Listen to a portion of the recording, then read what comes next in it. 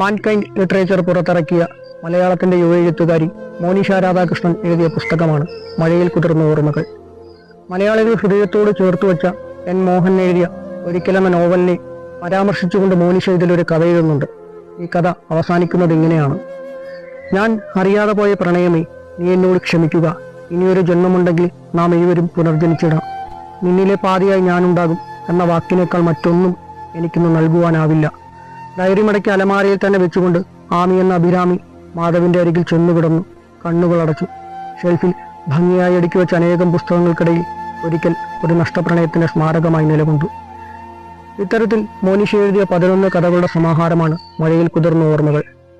പുസ്തകത്തെപ്പറ്റി മോനിഷ തന്നെ പറയുന്നുണ്ട്: തൻ്റെ ജീവിതത്തിൽ കണ്ട അനുഭവങ്ങളും വ്യക്തികളുമൊക്കെ പുസ്തകത്തിന് ആധാരമായിട്ടുണ്ട്. അതുകൊണ്ട് തന്നെ ഇതിലെ കഥാപാത്രങ്ങളൊക്കെ സുപരിചിതമായി തോന്നിയേക്കാമെന്ന് വായനക്കാരനെ